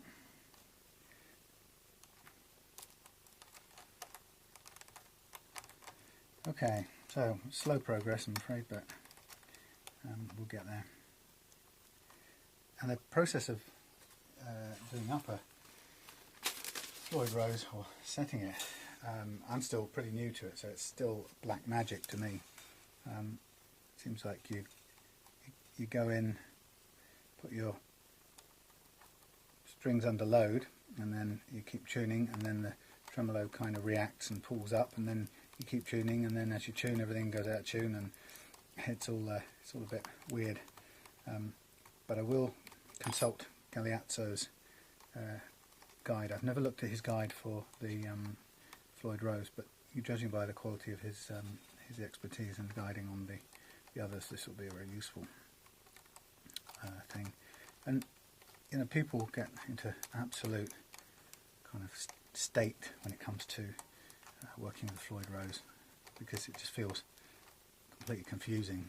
I think part of the thing that everybody has a different view on is that thing about as you tighten up one, the other one, the next one goes out of tune, and so on, because it's dynamic. It's not a fixed thing, and I think that can sort of drive people into a complete head spin, thinking they're never going to get there. But I think in some ways it's actually a lot simpler than most people think, and that it is that if you keep on tuning, you will eventually reach an equilibrium that you never thought you would.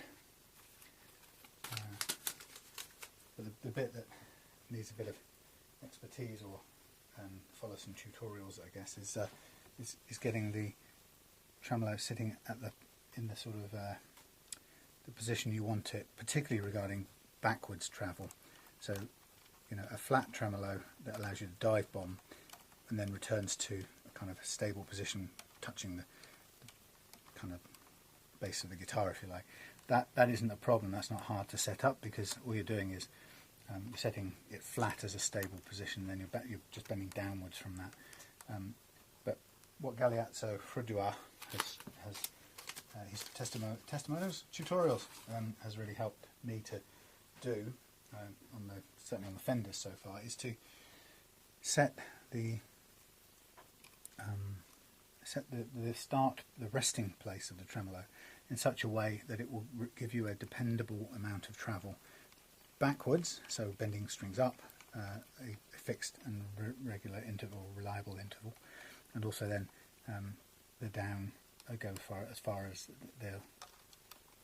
the springs will allow you. Okay, so I've got 6 strings on there, and I know I'm going to go underneath my this restraining bar here, which is I'm looking at this and I'm thinking, is this the right way around?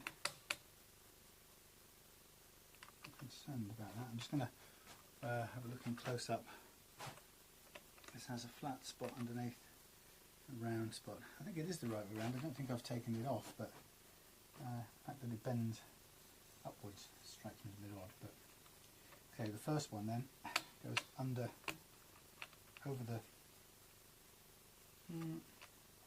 nut part, through the string loop. It's now dark and I can't see anything. Through there, under there, into there.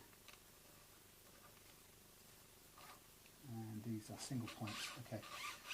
And then, oh, I've got to put the wrong string into the wrong thing. There you go. First thing is get the right string.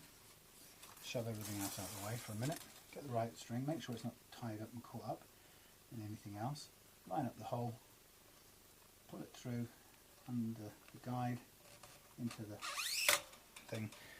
Now remember, the tuners on this aren't functioning as operational tuners. Their job is to, they're just anchors for the Floyd Rose system, but we still want to treat them as if they're real strings, so I'm going to pull them back, wind them on in the way I do it these days, which is to make sure, it should be down first actually, make sure that the working string goes over the top of the slack first as it tightens up, and then as it comes round I'm going to hoik that up in the air and make sure the working string goes under the slack from the next turns onwards, and then that's going to bring it into tension. And I'm going to just cut it straight at this point. I don't have any other worries about that. And then move on to the next one. It's not under a lot of tension, of course, but it will be. We'll pick up the tension as we go along. So just make sure I've got, yes, this is the A string. Get it into its place. Interestingly, the action over the first fret of these guitars is always set by this piece of metal here, which is kind of interesting for me because I like to have control over that, and I think on very many guitars that I've seen and worked on, that's been a weak spot, and caused being the site of a lot of intonation problems. But so far on these Ibanez's, that height has been very carefully cut, because the people making the guitar know that precision in that area is critical, particularly when the owner can't do anything with it. Although a friend of mine, Malcolm, who has one of these, has actually cut that down himself with very careful work and careful measurements with a micrometer, so he knows exactly the distances he was aiming to achieve. So it is possible to do if you know that it's you know how much you're trying to take away and you have good measuring tools. So again, at the moment nothing's under much pressure here, so I'm just putting the strings on. Partly this is just to get myself going because I've left this guitar for so long, mainly because I know it means I have to go and sit down with YouTube or whatever and do some reading and some research on how I want to set this Floyd Rose. But that's okay. I've been learning loads of things this weekend, including refretting a 1971 Fender Music Master, a beautiful old thing, and learning loads in the process of taking the old frets out of that and then putting some new ones in. It's the first time I've done that, so it's great to be at the edge of what you know, but also confident that with your ability to sort of stay focused and be careful and take things logically, that you're able to do it. I think that's a nice feeling. Okay, come on, round you go.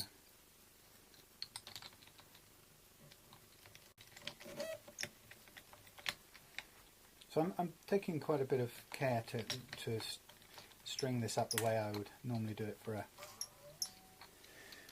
a regular tuning guitar. Just as I said, it doesn't really technically need this careful tuning, at the winding at this end the way I'm doing it, but it's sort of a habit I just want to stay in. I'm into, and I want to stay in. Just a way that I've found works really well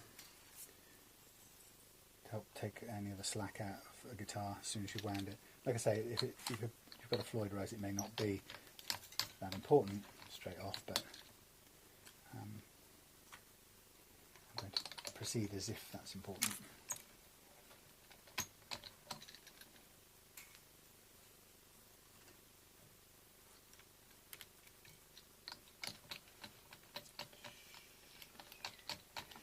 Okay, so while the sun's out, I'm going to get this guitar strung up with the truss rod cover back on, and I'm going to take some photographs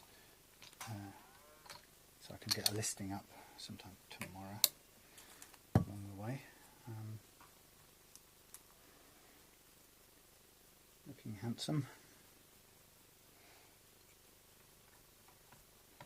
I've got a couple of guitars actually that I need to photograph. 3 in fact, and a few more in the queue for being done, which obviously isn't going to be yet because I'm focused at the moment on this vintage Stratocaster, no, Music Master.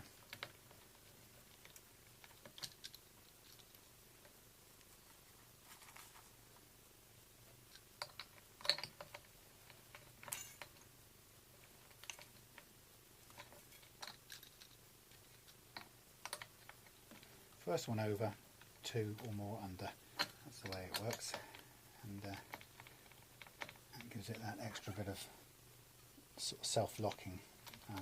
Again, not really that important on a Floyd Rose because, as you know, it's that's going to be held by the locking nuts anyway, so it's not sort of relevant. But okay, what have I done with the all-important chuck key, Allen key? There it is. I'm just going to lightly put these on top now. I can never remember which way they go. That's a good point. How do they go? That way. Long ways. I'll just get these on just to complete the look. I won't tighten them yet until I've got the thing in working the way I want it. Just literally finger tight. Just so they don't go anywhere basically.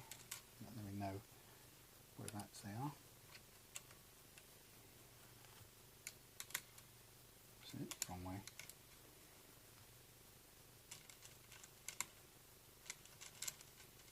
Come on, there you go. Thank you. Right.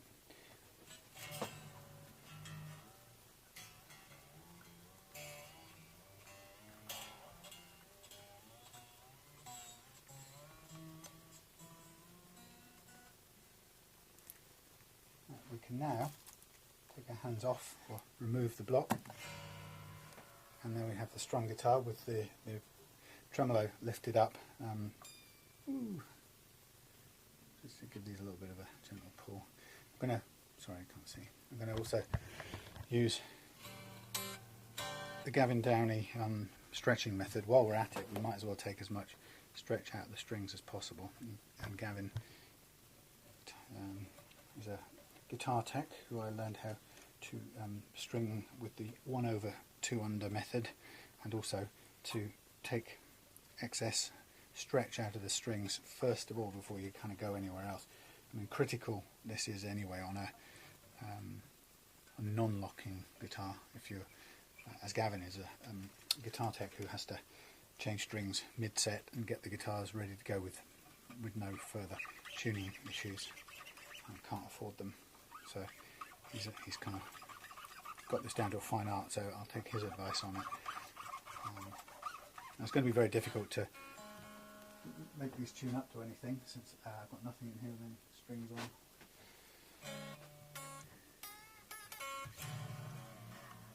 Nice. But these are all fully out, so when it comes down to wanting to set my set these micro tuners, if you like, I'm going to want them halfway to start off with.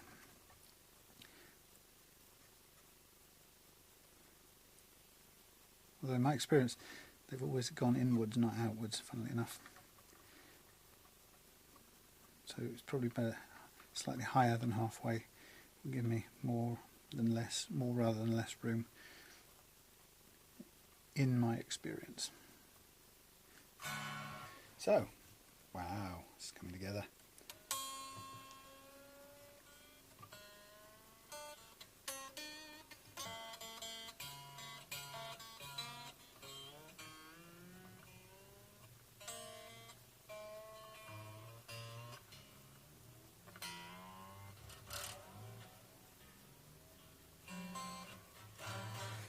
So without a tuner, I've got one on here, but it's not very accurate for starting with, but maybe it is. Let's see if we can make it recognise what this is doing.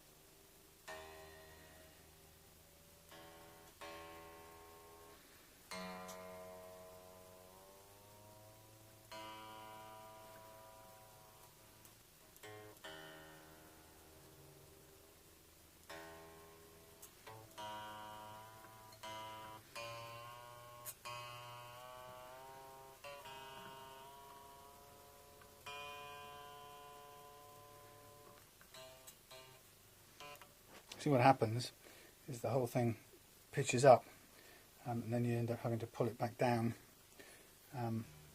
with the screws at the back, because there's not enough pressure.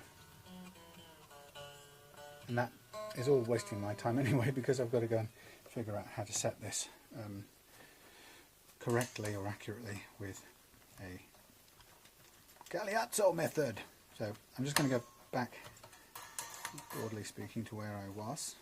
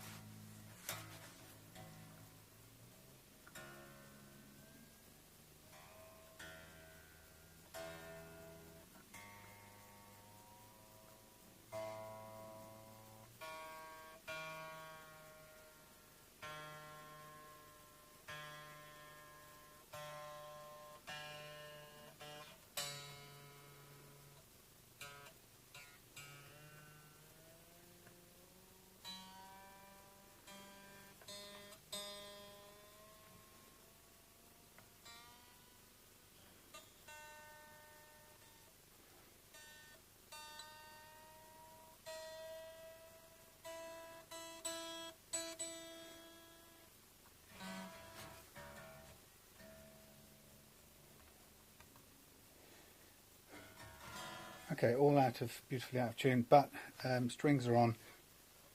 Time to go, and